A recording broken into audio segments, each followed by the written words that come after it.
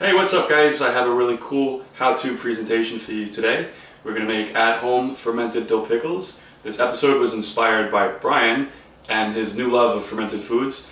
It's a really cool hobby actually, and he really got me into it, and he's been nagging me to do an episode like this for a long time, so that's what we're going to do today. And I'm really stoked to show you guys. Let me tell you guys a little about it.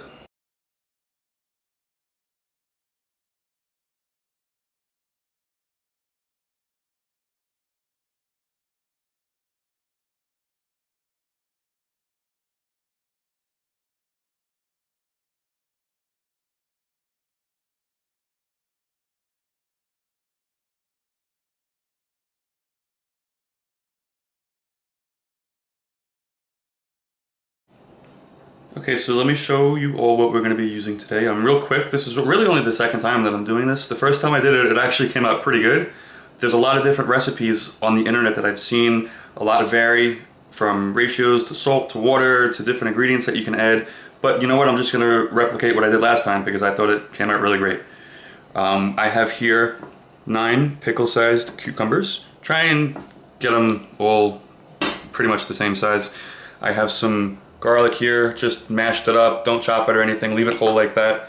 We have some cloves, I have some mustard seed, we have some black peppercorns, I do have some bay leaves, these are dried, you can also use fresh. I'll explain a little more about this in a second. We also have some fresh dill. I have a mason jar, this is a 2-quart jar. What you're going to need to do though is you're going to have to sterilize this, and you can do this by placing it in the oven at 200 degrees for 10 minutes. Also, I have a lid, boil the lid, that'll disinfect it as well. And I have 2 quarts here of water, which I had heated earlier. I use 1.5 tablespoons per quart, so I have 3 tablespoons in here. It's been completely dissolved and the water has been set to cool because we want it at room temperature.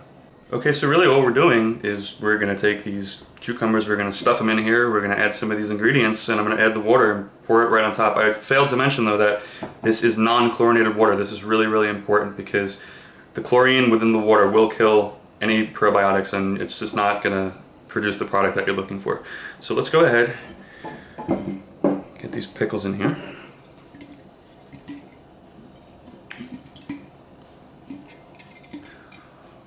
Okay. I may not be able to fit all of these in here, we'll see. Why does my hand have to be so big? I can't even get it in here. Push it down. Put this in there. Yeah, I don't think I'm going to fit all of them, but maybe 1 or 2 more.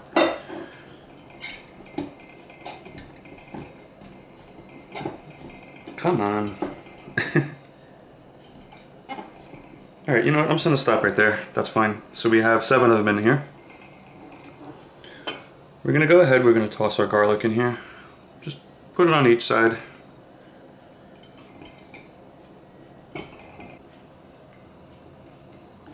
Get all that in there. I have mustard seed here. Probably going to add about a tablespoon of this. I have some cloves. Only put a couple cloves in because these are really strong. I'm only really going to put in 4, maybe 5. Peppercorns, go ahead, just put them all in. And I'm using bay leaves. Bay leaves are going to really keep your pickles nice and crisp. Like I said, these are dried, you can use fresh. You can also use grape leaves, and believe it or not, you can also use oak leaves. So if you have a big oak tree in your yard, knock yourself out, go grab some leaves. These are really strong too, so only really add 2, 3, so I have like 2 and a baby one.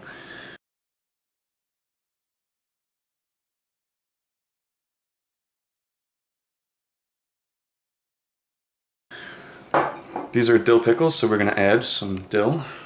I really love dill, so I'm putting a lot.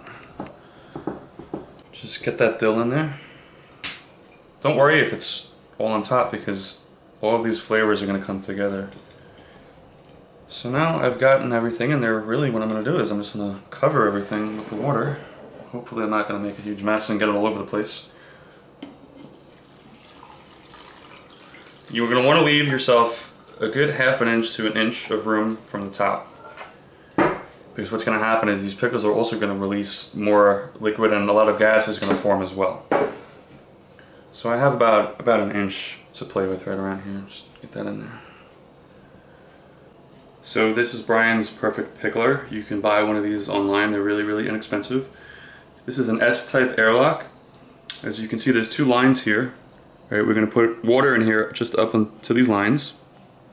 And we're going to place this right on top of our jar. And I'm going to tell you what's going to happen. Get that on good and tight. So now what's going to happen is, in about a day, gases are really going to start to form in here. The fermentation process is going to begin. And the gases are going to start to push up through this S-style lock. The water is going to shift from one side to the other. This is natural. And this whole thing is going to take about 4 days. Now I just wanted to mention that if you don't have one of these and you just have your standard top, that's fine too. What you're going to have to do is, though, every day you're going to have to release this just a little bit and let that gas come out. Because once the gas builds up, believe it or not, this heavy-duty jar could break. The gas could really form and explode on you. So every day it's just really important, if you're using the top, it's called burping. You want to burp it and just release the gases. Okay, so this looks good. This lock, it's going to allow the gas to escape through it. It's going to come out the top.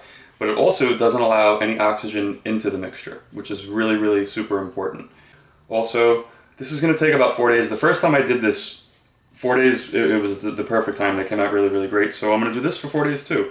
I'm going to also place this on a plate because during the fermentation process, some liquid actually may come out of the lock and you don't want liquid all over your floor, unbeknownst to you when you go to check on it.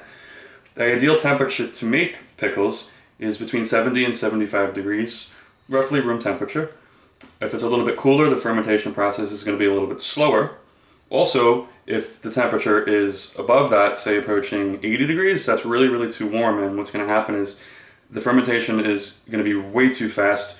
Your product is going to get really, really soft and probably spoil, just like what happened to Brian's first batch, and it was pretty gross. So don't do that. Really keep it at 70, 75 degrees. I'm going to put this in a dark corner and I'm going to forget about it for a couple days because I have the lock, so I don't have to worry about burping it. So I found a nice dark spot where I can just put my pickles, leave them, and come back. And what I'm going to do though, every day I'm going to show you guys little changes that are going on. We'll check on it every single day until they're done. I'm saying 4 days, not set in stone. Could be 5 days, we'll see. But each day I'm going to show you a little bit more progress. So wish me luck. Hey guys, so it's been about 26 hours. And let's take a look at what's going on here. First and foremost, we have the airlock. And when I first showed it to you, we had water on both sides at these lines. Now it is totally moved to the other side, which means that the fermentation process is taking place. Gas is forming. Gas is pushing through, which has pushed all that water. Look at the bubbles, yeah, see that gas coming through? Perfect. All the gas is coming through and it pushed all that water to the other side. And this is a failsafe, and this prevents the oxygen from outside coming in. And if you look at the actual product here, you see it's getting a little cloudy. It looks fantastic. This is only day 1 of the process. Okay guys, so this is the end of day 3. And these pickles are looking really good. I really think that the temperature has definitely been ideal here. I just want to zoom in and show you. We definitely have a lot of bubbles forming. We have that really cloudy texture going on, which is definitely indicative of the fermentation process. And I'm actually thinking that by tomorrow, we should be good. I'm actually going to put these in the fridge tomorrow and stop the fermentation process. It's not going to stop completely, but the cold temperature definitely inhibits the fermenting, and as you can see with the airlock as well, you know, all of the liquid has definitely come to one side, so the gas is coming out. So let's check that out. Yeah, it looks great, right? Cool. I will check back with you guys tomorrow night, and we should be having some rockin' pickles. This is 4 days in the evening. I'm pretty sure that these are done. They're looking really, really good, really appetizing. I'm really super excited. Basically what I'm gonna do is I'm just gonna take off the airlock and I'm gonna put on the top that came with the mason jar.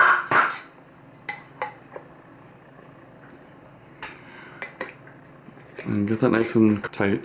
And I'm gonna put them in the fridge and get it really cold, because once I put it in the fridge, the cool temperatures are really gonna inhibit the fermentation process. It's still gonna ferment a little bit, but not nearly to the degree when you're just leaving them. But look at that, doesn't it look awesome? Okay, so I've refrigerated these guys. I want you to take a look.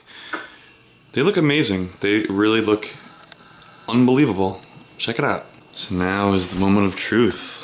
Let's see how they taste. Let's go ahead, cut it up. Oh yeah, you can totally see. So let me take a quick bite. Mmm, so crispy and delicious. Mmm, oh my god. I will never buy store-bought pickles again. Mmm, when it's so easy to make at home. I'm sorry, I'm chewing. Mmm, delicious. Wow. Mmm. And I have this whole jar full of them to last me for at least like a week or two. And I really can't wait to show you guys some other applications. I'm gonna do pickled asparagus, pickled carrots, garlic, broccoli, cauliflower, who knows? The possibilities are definitely endless. Definitely do this at home, it's so easy. So until next time, I hope you really enjoyed this, and we'll see you soon.